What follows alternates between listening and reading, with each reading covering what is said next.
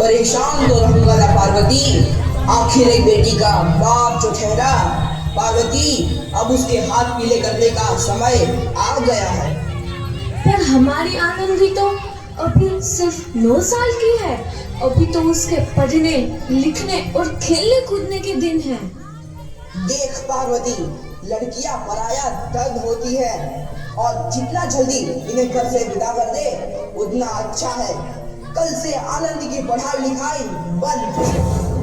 पर बापू, इसमें मेरी क्या गलती है? आप मुझे पढ़ाई करने क्यों नहीं देते? तेरी गलती है कि तू एक लड़की है। लड़का होती तो क्या बापू? लड़का होती तो क्या? ए लड़की, ज्यादा जबान ना चला, नहीं तो जबान हलक से खींचकर बाहर निकाल दूंगा। बापू, मैं पढ़ लिख कर कुछ बनना चाहती हूँ। मेरी पढ़ाई ना रोको बापू। आनंदी, तुझे पढ़ना है तो पढ़, लेकिन सारी उम्र बाप की छाती पर यूं बोझ बनकर ना बैठ। पर बापू, अभी तो मेरी उम्र पढ़ाई लिखाई की है। मुझे पढ़ लिख कर डॉक्टर बनना है।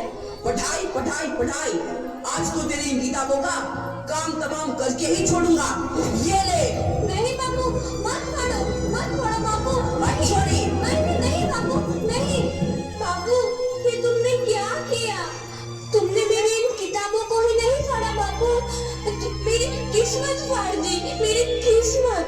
ये कॉपी किताबें ना सिर्फ छोरों के हाथ में अच्छी लगती है, लड़कियों के हाथ में तो सिर्फ मेहंदी अच्छी लगती है, मेहंदी। पर बापू, मैं लड़की हूँ तो क्या हुआ?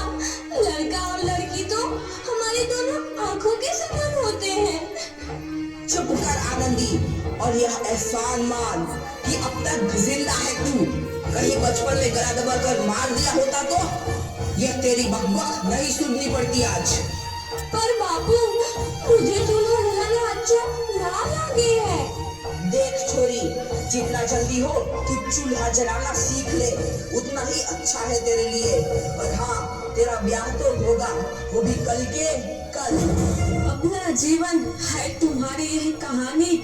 आंचल में है दूध और आंखों में है पानी। मुझे माफ कर दे बेटी, तेरे बापू के जिद के आगे मेरी एक न चलेगी। माफ कर दे बेटी, मुझे माफ कर दे। इस प्रकार मात्र 9 वर्ष की छोटी उम्र में आनंदी का विवाह गोपाल राव जोशी से हो गया। बाल विवाह एक सामाजिक कुरीति है और इस कुप्रथा का शिकार होना पड़ा आनंदी को। 5 वर्ष बाद आनंदी 14 साल की हो गई है। उसके घर एक शिशु ने जन्म लिया है। देखते हैं आगे क्या हुआ। देखिए ना, इसे क्या हो गया है? इसका माथा तो अंगार की तरह तप रहा है।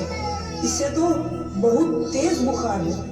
आप बिना कुछ भी बोलते हैं, दीजिए मुझे। माधव, जल्दी से वैद्य जी को बुला के लाओ। जी, अभी बुला के लाता हूँ। ये तुम क्या कर रही हो आनंदी? भगवान की विभूति लगा रही हूँ। बस करो आनंदी, ये सब अंधविश्वास है। अरे आप यकीन तो कीजिए, भगवान की कृपा से इसका माथा ठंडा हो रहा है और बुखार भी उतर गया है ना बाबू? देखिए, दीजिए मुझे। उठो बाबू, आंखें खोलो, तुम्हें तुम्हारी माँ बुला रही है। आंखें खोलो, देखिए ना इसे क्या हो गया है। आंखें भी नहीं खोल रहा। आंखें खोलो बेटा, आप चुप क्यों है? आंखें खोलो बेटा, आंखें खोलो। आनंदी, हमारा बेटा कभी आंखें नहीं खोलेगा। नहीं, ऐसा नहीं हो सकता। मेरे बेटे को मुझसे कोई नहीं छीन सकता, कोई नहीं छीन सकता। पागल मत बनो आनंदी। माधव,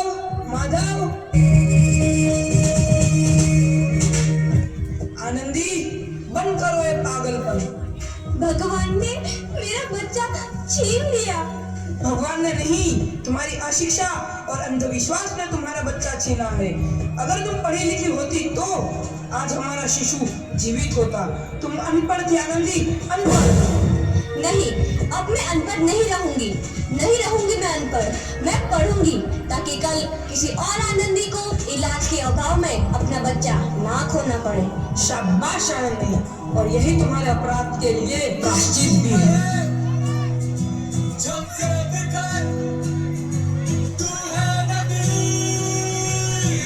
आनंदी, तुम्हारी 12वीं का परिणाम आ गया है। तुमने पूरे कॉलेज में प्रथम स्थान अर्जित किया है। आनंदी, तुम्हारी मेहनत रंग लाई है। तुम्हें शिक्षा वृत्ति मिली है। ये लो तुम्हारे अमेरिका जाने की टिकट। मुझे शिक्षा वृत्ति मिल गई, मैं अमेरिका जा रही हूँ। पर ये सब मैं अकेले कैसे कर पाऊंगी? दी, अपने आप को इतना कमजोर क्यों समझ रही हो? फिर इतना पढ़ने लिखने का क्या फायदा? तुम अभी गवार की गवार नहीं हूँ मैं अब गवार।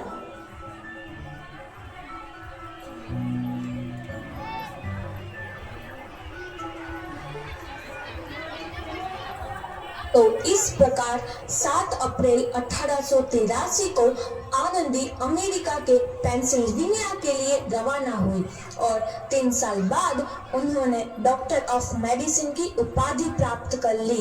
इधर आनंदी के पिता की तबीयत बहुत खराब है। आगे क्या होता है देखते हैं। लगता है अब मेरे जाने का समय आ चुका है। अब मैं नहीं बचूंगा। ऐसा मत बोलो। शहर के सिटी हॉस्पिटल में अमेरिका से डिग्री लेकर कोई बड़ा डॉक्टर आया है। एक बार वहां चलकर दिखा लेते हैं। हाँ, सही बोला भैया। कम से कम दिल को तसल्ली तो मिल जाएगी। हाँ हाँ, चलो चलो जल्दी हॉस्पिटल चलते हैं।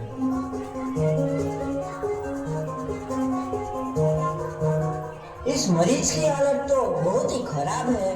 कोई चमत्कार ही इसे बचा सकता है। ऐसा मत बोलो भाई। डॉक्टर साहब कब तक आ जाएंगे? लो आ गई डॉक्टर मैडम। डॉक्टर मैडम जल्दी देखिए, मरीज की हालत बहुत ही खराब है।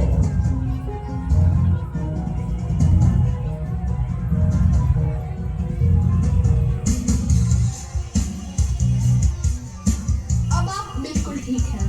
मौत के मुंह से आपको बचाया है डॉक्टर मैडम ने। डॉक्टर साहब ने मुझे बचा लिया। मुझे मिलना है डॉक्टर साहब से। डॉक्टर साहब नहीं, डॉक्टर मैडम बोलो। डॉक्टर मैडम, उन्होंने ही तुम्हें जीवन दान दिया है। लो आ गई डॉक्टर मैडम, मिल लो उनसे। डॉक्टर मैडम, आपका बहुत बहुत धन्यवाद। आपने मेरी जान बचाई। इसके बदले में मैं गरीब भला आपको क्या दे सकता हूँ?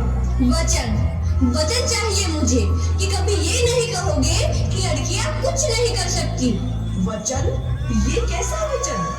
अरे श्यामलाल, तुमने पहचाना नहीं? तुम्हारी बेटी आनंदी। आनंदी? मेरी बेटी आनंदी डॉक्टर? हाँ बापू, वही आनंदी जिसके लिए बचपन में तुमने चूल्हा और दूल्हा के अलावा कुछ नहीं सोचा था। आनंदी, आनंदी मेरी बेटी, मुझे माफ कर दे। मैं तेरा गुनहगार हूँ बेटी। नहीं नहीं बापू, वही आनंदी जिसके हाथ पीले करके तुम उसकी सारी जिंदगी काला कर देना चाहते थे। माफ कर दे मुझे मेरी बच्ची, माफ कर दे। मैं तेरा अपराधी हूँ मेरी बच्ची, माफ कर दे। नहीं बापू, मैंने तो तेरा एहसान चुकाया है। याद है ना अपना एहसान जो बचपन में तुमने मुझ पर किया था? ताने सुना सुना कर जीते जी मार डाला था मुझको। अब बोल, और किस किस को मारेगा? आनंदी बेटी, मुझे माफ कर दे मेरी बच्ची। मैं तेरा गुनहगार हूँ। बापू, आपने ही तो बोला था किताबें सिर्फ बेटों के हाथ में अच्छी लगती है, बेटियों के हाथ में तो सिर्फ मेहंदी। बेटों और बेटियों में फर्क करना तो आंखों में फर्क करने समान है। एक का पढ़ना और दूसरे का ना पढ़ना सामाजिक अंधकार है बापू, सामाजिक अंधकार। उपकार मांगता हूँ मैं तुझ जैसी बेटी का, जिसने सारी उम्र मुझसे कुछ ना मांगा। मांगा तो सिर्फ बराबरी का दर्जा। वरना सच तो यह है कि मैं तेरी माफी के लायक भी ना हूँ। मुझ जैसा बाप तेरी बराबरी कर सके, उसके मैं लायक भी ना हूँ मेरी बेटी, लायक भी ना हूँ। अपने बापू को क्या माफ नहीं करोगी आनंदी? माफ कर दो आनंदी, माफ कर दो। सुबह का भूला यदि शाम को घर लौट आए तो उसे भूला नहीं कहते। बापू।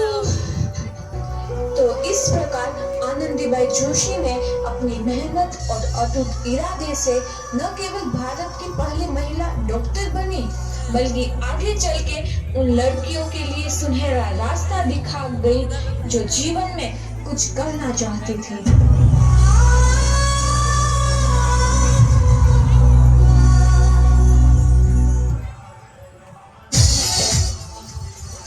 सभी अभिभावकों और दर्शकों से मैं विनती करती हूँ कि बेटा और बेटी में संकोच ना करें। बेटा और बेटी को दोनों को प्राइवेट स्कूल में पढ़ाएं। हमारे स्कूल में भी फ्री एडमिशन चल रहा है। बेटा और बेटी में कभी भी फर्क नहीं करें, क्योंकि बेटा की तरह बेटी भी पुलिस, आर्मी, IPS, IAS बन सकी है और आगे भी बनेगी।